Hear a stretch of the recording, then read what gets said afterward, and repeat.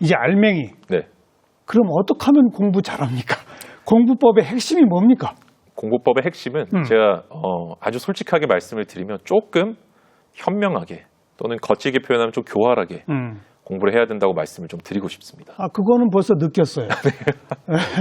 아까 채점자들 평을 가지고 네. 내지는 정답을 해설하는 걸 먼저 네, 맞습니다. 아주 교활하더라고요. 그리고 예, 그리고 나서 기본적으로 우리가 어떤 시스템 인풋이라고 그러는데요. 개념부터 이렇게 차곡차곡 다져 나가는 것들은 과거에 굉장히 다수의 학생들을 상대로 교육 정책적으로 좀 택했던 방식입니다. 예. 이런 걸 하다 보면 이런 거 할 수 있지 않을까라는 게 있지만 요즘에는 조금 자기가 스스로 좀 판단할 수 있는 능력이 저는 공부할 때 굉장히 중요하다고 생각을 합니다. 예. 그게 외부에 의존하고 그런 것보다 전체적인 삶을 한번 구상하고 조각을 해보는 거죠. 이 속에서 학원이 필요한지 또는 내가 합격하기 위해서 어떤 게 필요한지 순수하게 딱 거기 점수를 얻기 위한 행동이 뭔지를 좀 추려내는 것들이 공부에서는 가장 중요하다고 생각이 듭니다. 그게 안 될 경우에는 훌륭한 수험생이 되려고 하는 경우들도 굉장히 많이 있거든요. 그게 무슨 뜻이에요? 아, 이제 합격을 어느 순간 보면 내가 원하는 대학을 가거나 아니 원하는 시험에 합격을 해야 되는데 그게 좀 멀어지고 점수를 따는 방법을 내가 연구를 안 하다 보니까 그냥 아침에 일찍 일어나고 도서관에 일찍 출근을 하고 그 다음에 어떤 정해진 시간 딱 공부하고 학원 커리큘럼을 따라가는 말하자면은 그 수험의 형식만을 따라가는 분들이 좀 많이 좀 나오게 되는 것 같습니다. 합격자로서의 자격이 아니라 맞습니다. 수험생으로서의 그냥 거기로만 충실한 예, 그게 합격과는 거리가 멀 수도 있다. 멀 수 있습니다. 그랬군요. 네. 왜냐면 그게 너무 이제 어떻게 보면 어떤 분은 그렇게 해서 합격한 분들도 계시겠지만 예. 내 방식과 다를 수가 있거든요. 그러니까 사실 공부라는 게 공부법을 연구하는 것 자체가 저는 내 인생을 어떻게 하면 조금 더 행복하고 풍만하게 살 수 있을 것인가에 대한 고민이라고 생각을 합니다. 왜냐하면 내가 원하는 대학이나 시험에 합격하지 못한다면 물론 인생이 끝나지는 않지만 예. 상당한 좌절감을 느끼게 되니까요. 근데 그 연구를 하지 않고 다른 어떤 모범적으로 보이는 학생들을 따라서 하다 보면 언젠가 합격하겠지라고 생각을 하는 경우들이 좀 많다는 거죠. 그 말씀은 그러면 공부법은 딱 왕도처럼 몇 가지 유형이 있는 게 아니군요. 그렇진 않습니다. 100명이면 100가지가 있는 거예요? 맞습니다. 개개인별로 다른 거예요? 모두 다릅니다. 그렇지만 통일된 어떤 공통된 원리라는 것들은 존재를 하는 것 같습니다.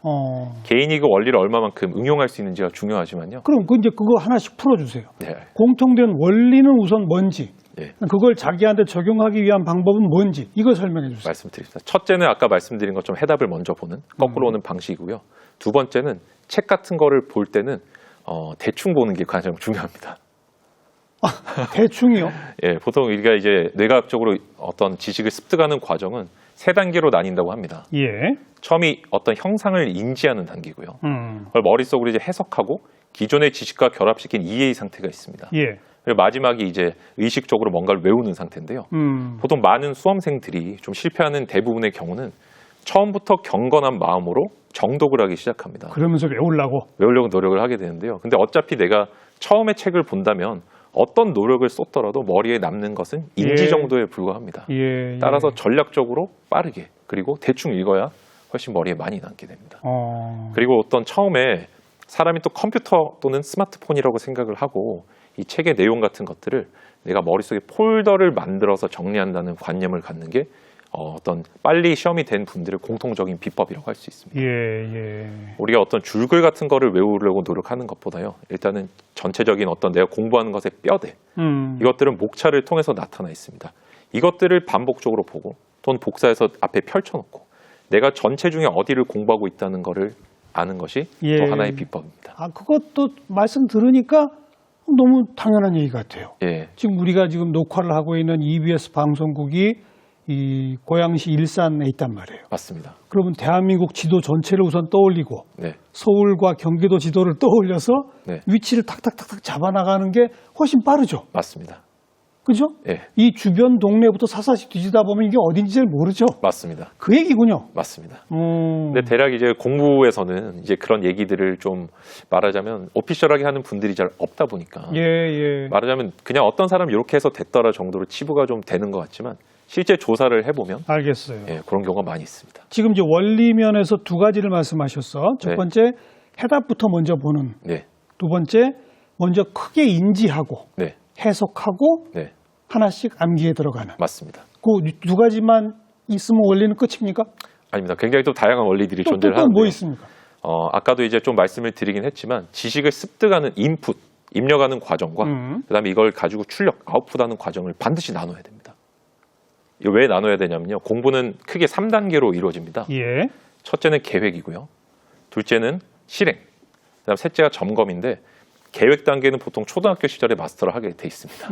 그다음에 실행 단계에서는 우리가 중고등학교 때 얼마만큼 엉덩이를 붙이고 있느냐를 많이 보지만 실제 더 중요한 거는 아웃풋이 훨씬 중요합니다. 시험은 얼마만큼 내가 정답을 맞힐 수 있느냐를 가지고 그렇죠. 판단하거든요. 예. 근데 대부분의 수험생들은 인풋에 에너지를 많이 쏟습니다. 마치 옛날에 우리가 조선시대 선비들이 책을 넘기고 공부를 하듯이 지식을 습득하면 쓸 수 있다는 착각을 하고 있는 거죠. 그렇지만 공부를 좀 잘하고 빨리 성적을 좀 잘 받는 분들은 처음부터 어떻게 쓸지를 생각하고 지식을 머리에 집어넣기 시작합니다. 그게 처음에 말한 해답 먼저 보는 거랑 연결되는 거 아니에요? 맞습니다. 그죠? 예, 그것과 일맥상통합니다. 그래서 이제 그분들은 이제 제가 여기서 좀 다른 점을 말씀을 드리면 비율이 정말 중요한데요. 책을 보는 시간이 1시간이라고 한다면 지식을 빼내고 문제집을 푸는 시간은 적어도 2시간이 돼야 됩니다. 그게 더 길어요? 훨씬 깁니다.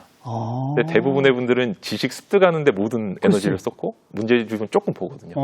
근데 비율이 모든 거의 분들이 1대2에서 1대3, 많으면 1대4까지 제시를 하고 있습니다. 계획, 그다음에 실행, 네, 인풋 공부하고 대신에 그걸 시험 답안지에 어떻게 쓸 것이냐. 맞습니다. 그 쓸 것이냐 부분에 더 역점을 둬라. 맞습니다. 이야. 객관식 같은 경우도 마찬가지입니다. 어떻게 내가 많은 지식을 갖고 있는 게 중요한 게 아니라 객관식은 굉장히 단순한 본질을 가지고 있거든요.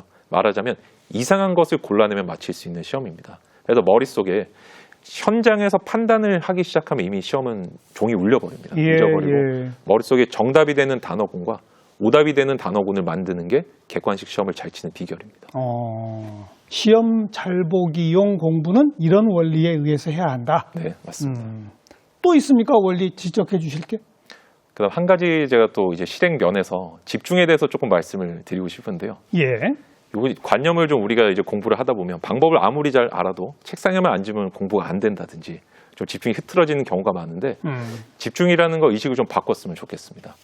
내 의식은 물하고 같기 때문에 물이 돼서 어딘가를 흘러가려고 하면 절대로 흘러가지 않습니다. 퍼질 수밖에 없습니다. 이때는 이 길을 잘 파는 게 너무 중요합니다. 그릇을 만들어야죠. 맞습니다. 그래서 이 평판에 물을 흘리면 흩어지지만 이걸 접었을 때는 한 길로만 흘러가게 돼 있기 때문에 뭔가에 집중하려고 노력하는 게 아니라 주변의 방해 요소를 차단하는 게 굉장히 중요하다. 그래서 공부에는 본능과 이성을 두 개를 잘 조합하는 게 중요하다는 말을 꼭 드리고 싶습니다.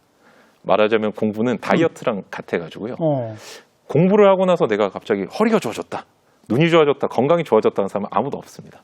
반대가 되죠. 반대입니다. 공부란 건 말하자면 인생의 어떤 위험이라든지 그 자체는 굉장히 우리 몸이나 신체 불이익을 많이 주죠. 정신에도. 힘들죠. 맞습니다. 보상이 굉장히 크기 때문에 우리가 이걸 하는데 이 상황에 이걸 자꾸 재미를 느끼려고 노력을 한다든지 여기에 몰두하려고 하는 게 오히려 방해가 많이 되고요. 좀 생각을 비우고 주변에 방해가 된 요소들을 없애는 게 너무 중요합니다. 특히 요즘 이제 뭐 패드라든지 탭 이런 걸로 공부하시는 분들, 컴퓨터로 공부하시는 분들이 많지만 이것들을 어느 시간에만 내가 뭐 톡을 쓴다든지 뭐 다른 프로그램을 쓴다든지 이런 것들 통제할 수 있는 능력도 사실은 공부의 스킬에 들어간다는 말씀을 드리고 싶습니다. 여기까지가 이제 원리라면 네. 이걸 자기에게 맞춤형으로 하는 건 어떻게 하는 겁니까? 그 원리들을 내가 하나의 말하자면은 저희가 속된 말로 이제 어떤 바이블이라고 많이 표현을 하지 않습니까? 많이 보는 것들을 그런 하나의 지침을 먼저 정해두는 게 굉장히 중요합니다. 합격 수기들을 내가 많이 이제 아까 분석을 하지 않습니까? 이것들 중에 나에게 맞을 것 같다라는 생각을 읽다 보면 드는 것들이 존재를 하거든요. 그 후보군을 2개에서 3개 정도를 뽑아놓고 계속 반복해서 읽으면서 그대로 한번 실행을 해보는 겁니다. 그러다 보면 나한테 맞는 게 딱 보여요? 맞는 게 보입니다. 다만 여기서 주의할 점은 반드시 기록을 해야 됩니다. 사람은 자신에 대해서는 언제나 생존을 위해서 조금 더 고평가하는 경향이 있는 것 같습니다. 자기 합리화라고 많이 표현을 하지 않습니까? 그런데 내가 남긴 흔적들은 나를 배신하지 않거든요. 그것들을 한번 보면서 정말 기록된 걸 보면서 그걸 보면서 내 이 공부법이 나에게 맞는지 맞지 않는지 성취도를 한번 분석을 해보는 거죠. 그렇게 해서 이제 공부법들을 조합하다 보면 정말 나만을 위한 공부법이 좀 나오게 됩니다. 이런 공부법을 남들한테 좀 널리 알려야 되겠다. 네. 이런 활동을 지금 열심히 하고 계시잖아요. 하고 있습니다. 그 생각은 언제 처음 하시게 된 거예요? 공부법 전도사가 돼야지 이 생각은. 실은 제가 고등학교 때부터 좀 그런 생각을 했었습니다. 그래요? 예, 고등학교 때 제가 그래도 뭐 잘하는 과목들이 있으면 친구들이 와서 물어보고 그거를 가르쳐 줬을 때 그 쾌감이 되게 있더라고요.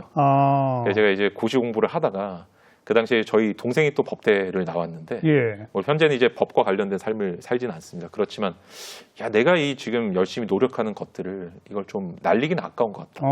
이것들을 좀 정제된 형태로 남겨서 동생에게 전수를 꼭 해주고 싶다는 생각을 했었습니다. 근데 이제 동생에게도 그 방법을 좀 알려주기도 했지만 제가 시험을 치고 나서 그 학교에 있는 후배들을 모아서 또 가르쳤었거든요. 그냥 뭔가 저를 통해서 이 사람이 조금 더 편해지는 게 저는 조금 보람이 큰 것 같습니다. 아주 일찍부터 그런 경험도 있고 생각이 있었군요. 네, 맞습니다. 지금 그 공부법 강의를 듣고 많은 분들이 어려운 시험 통과했다고 뭐 이런 게 많이 올라온다면서요? 굉장히 많습니다. 하루에도 한 뭐 서너 건씩 올라오는 것 같습니다. 그렇죠. 네, 뭐 하루에 어떤 피로가 다 풀리는 그런 기분입니다. 그리고 요즘은 또 이 가계부 쓰듯이 네. 시간 가계부를 써라 이런 주장을 하신다고요? 예, 굉장히 그건 뭐 하는 겁니까? 굉장히 중요합니다. 수험생 때부터 저는 좀 다른 분들하고 좀 다른 특징이 있었다고 한다면 제가 공부했던 시간을 모두 다 기록을 했습니다. 이걸 통해서 제 삶을 되돌아볼 수 있지 않습니까? 근데 제가 합격을 하고 나서도 비단 공부에만 이 원리가 적용되는 것은 아니구나라고 해서 제가 사실 어떻게 보면 지식을 습득하는 과정은 계속해서 일어나는 거고요. 그 습득과 실행 이런 것들이 계속 병존적으로 일어나다 보니까 내 삶을 컨트롤하는 방안은 내가 남긴 흔적들을 보고 기록하고 이것들을 점검하고 수정해 나가는 것이구나 생각을 하게 됐습니다. 그래서 제가 예를 들어서 뭐 1시간 정도 내가 어떤 일을 하겠다라고 계획을 세웠는데 40분에 끝나는 경우가 있습니다. 예. 이러면 남은 20분은 대부분의 분들이 버리시게 되거든요. 그냥 쉬죠. 쉬죠. 근데 보통 처음부터 40분을 계획을 잡으면 나머지 20분 동안 해야 될 일이 생깁니다. 집중을 잘 못한다는 건 아까도 말씀을 조금 드렸지만 목표가 없다는 의미입니다. 예. 처음부터 목표를 세워둔다면 내가 그 에너지만큼 나도 모르게 비축을 하게 되거든요. 그래서 조금 다양한 일을 제가 또 하고 있다 보니까 그렇게 시간을 기록하고 그 속에서 촘촘하게 계획을 세우고 그리고 목적지까지 좀 집중해서 달려나가는 습관을 좀 가지게 됐고 지금도 매일매일 그렇게 하세요? 계속 그렇게 하고 있습니다. 그 삶이 피곤하지 않아요? 그러면? 제가 뭐 외람된 말씀이지만 좀 완전히 좀 계획을 해두면 완벽하게 촘촘하게 계획을 해두면 오히려 굉장히 큰 자유를 느끼게 되는 것 같습니다. 그래요? 거기 얽매이는 게 아니고? 예, 그렇지 않은 것 같습니다. 오히려 일이 많으면 스트레스를 좀 받지 않습니까? 예. 근데 일이 많을 때 스트레스를 받는 이유는 언제 이걸 어떻게 처리할지를 모르는 불안감 때문에 그렇거든요. 맞아요. 근데 이것들을 내가 좀 분리해서 언제 어느 시간에 처리하겠다는 것만 조금 빼두면 머릿속에 있는 고민들을 종이로 옮기는 것만 해도 삶이 굉장히 좀 평온해집니다. 그러니까 제가 시계부까지 쓴다 해가지고 너무 피곤한 거 아니냐 그랬는데 그 안에서 어찌 보면 워라벨 이것도 거기에 들어가 있는 거죠? 맞습니다. 워라벨을 지킬 수 있는 이유가 제가 시계부를 쓰기 때문에 그렇다고 감히 말씀을 드릴 수 있습니다. 왜냐하면 일에 치이다 보면은 나중에 놀 수 있는 에너지도 없어지거든요. 근데 처음부터 계획을 해두면 그만큼의 에너지를 비축해두고 일을 처리할 수 있게 되는 거예요. 요즘 하루가 그럼 어떻게 지나갑니까? 우리 이 변호사님. 저는 요즘에는 이제 재택근무를 좀 많이 하고 있습니다. 그래서 아침에 일어나서 저는 주로 이제 그때 어떤 뭐 책을 이제 좀 쓴다든지 오전 중에는 그런 식으로 시간을 보내고요. 그러니까 처음에 어떤 정말 미래를 위해 중요한 것들을 우리가 좀 소홀히 하는 경향이 있는 것 같습니다. 급박한 일에 쫓기다 보면 정말 삶을 위해 필요하고 미리 해둬야 되는 일들을 못하게 되는데 전 무조건 그걸 가장 먼저 처리를 합니다. 눈 뜨자마자 해야 되는 어떤 일들은 나중에 이걸 해뒀으면 좋겠다라고 또는 지나고 보니까 요걸 해둘 걸 하는 것들을 그때 다 처리를 합니다. 당장 발등에 떨어진 지금 이제 생업이 달린 변호사 업무에 대한 일 이런 게 우선이 아니고 그렇지만 이제 너무 일에 시간을 많이 할애하다 보면 생업이 망가지니까요. 그러니까요. 요 시간은 최소 30분, 길게는 3시간만 잡습니다. 미래를 대비해서 하는 거는? 예. 근데 그걸 먼저 한다는 거죠? 그게 마치 적금 드는 것 같다고 말씀을 좀 드리고 싶습니다. 먼저 저축해두고 소비한다, 이처럼? 네, 맞습니다. 그래서 그 시간이 쌓이다 보니까 저는 이제 원래는 이제 공부도 안 했고 독서에도 취미가 전혀 없었지만 책을 쓰거나 또는 책을 읽는 시간으로 무조건 씁니다. 만약에 아침에 제가 너무 바쁜 일이 있어서 시간이 나지 않는다고 한다면 반드시 대중교통에서 또는 출근 직후에 30분 동안은 무조건 책을 읽습니다. 그것들이 쌓이다 보니까 제가 또 분석을 할 수 있거나 공부법을 알겠습니다. 알려준 데도 도움이 되더라고요. 이 점은 진짜 우리가 배워야 되겠네요. 보통은 당장 급한 일 먼저 하게 돼 있는데 그건 조금 뒤로 미뤄라. 네. 그게 어떻게 보면 좀 포인트인 것 같습니다. 그러네요. 네. 그 후에는? 그 후에는 제가 이제 조금 중요도가 상대적으로 떨어진 일들이 있습니다. 예를 들어서 어떤 뭐 업무적으로 연락을 해야 된다든지 아니면 또 뭐 어떤 메신저에서 뭔가 왔을 때 예. 굉장히 사람 마음이 이걸 빨리 회신을 해야 될 것 같거든요. 근데 사실은 이 일을 하는 것보다는 저의 생업적인 일들 하는 것이 중요한 거죠. 그래서 3순위 정도의 일이 급하게 느껴지지만 사실은 중요도가 조금 떨어지는 일들을 그때 배치를 해서 처리를 하고 있습니다. 변호사 일은 언제 하세요, 그러면? 그렇죠. 변호사 일도 하고 있습니다. 변호사 일은 다만 제가 이제 너무 진짜 이거는 시간을 많이 이제 투자를 해서 정말 다른 일들 못할 정도의 일들은 제가 저보다 훨씬 잘하는 분들을 소개를 해드리고 예. 부탁을 좀 드리고 있고요. 그거 외에는 제가 한 달에 한 3-4건 정도를 무료로 좀 변론을 많이 해드리고 있습니다. 참. 아니, 이거 변호사 일 해야지, 공부법 꼭 강의해야지, 또 뭐 각종 채널 현재 운영하고 계시고, 네. 요즘 무슨 스타트업 기업도 만드셨어요? 네, 스타트업도 운영을 하고 그건 있습니다. 뭐 하는 겁니까? 최근에 이제 2개 정도를 제가 설립을 했는데요. 하나는 이제 공부법을 전문적으로 좀 하면서 좀 최종적으로는 제가 미래의 꿈이 미국의 칸 아카데미라는 게 있는데요. 공부법을 무료로 좀 알려주는 그런 거를 좀 하고 싶습니다. 좀 다양한 또 나라를 통해서 하고 싶고요.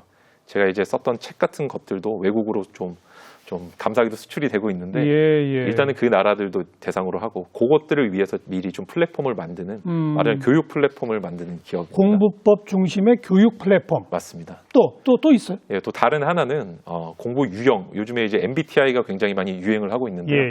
그런 것들을 공부에 접목을 시켜서 어떤 학생이 책을 덜 읽어서 점수가 안 나오는지, 아니 문제집을 안 풀어서 점수가 안 나오는지, 멘탈이 약해서 점수가 안 나오는지 이런 것들을 유형을 나눠서 분석을 하는 어떤 그런 사이트를 하나 만들어서 운영을 또 하고 있습니다. 이건 맞춤형으로 뭘 도와줄 수 있는 그런 거네요. 맞습니다. 그게 가능해요? 그걸 제가 이제 몇 가지 테스트로 그게 가능해요? 제가 이제 총 지금까지 테스트해 보신 분이 수만 명이 넘으시고요.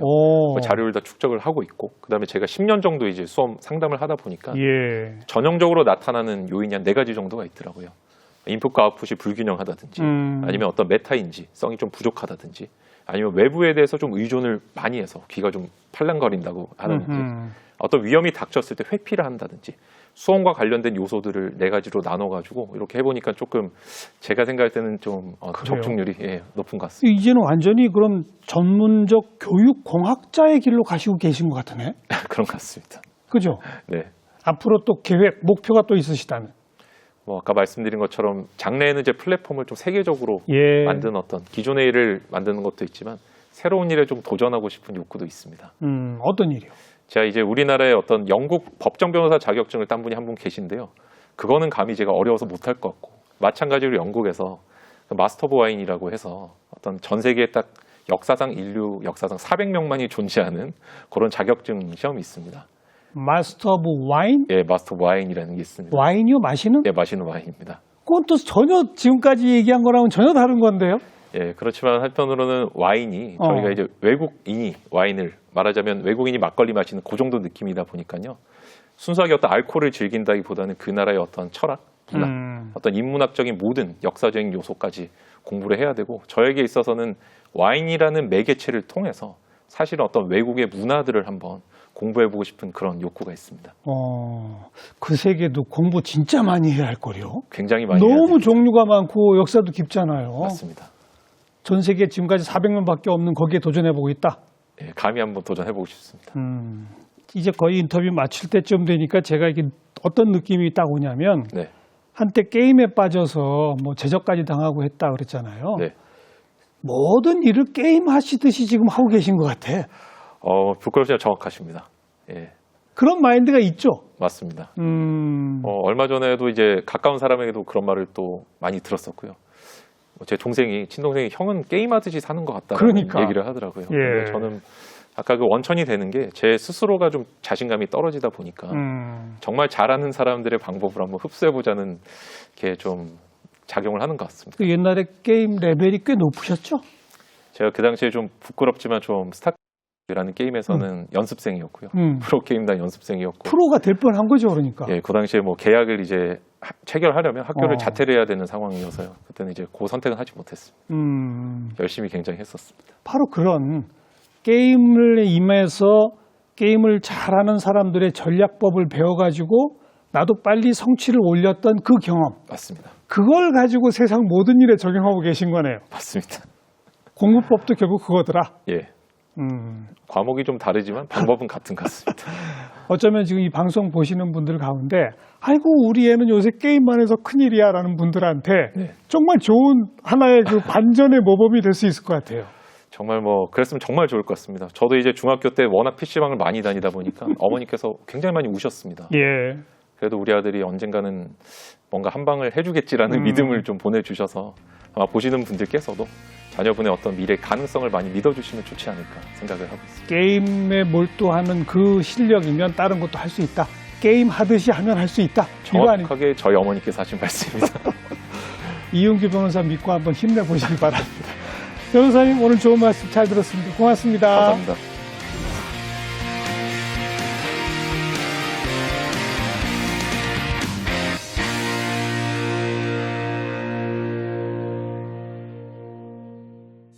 네, 오늘 저는 다른 무엇보다도 아침에 일어나 최소 30분, 길게는 몇 시간 미래를 위한 일 먼저 한다. 이걸 꼭 기억해 뒀으면 하는 생각이 드는군요. 다음 시간 또 뵙겠습니다. 안녕히 계십시오.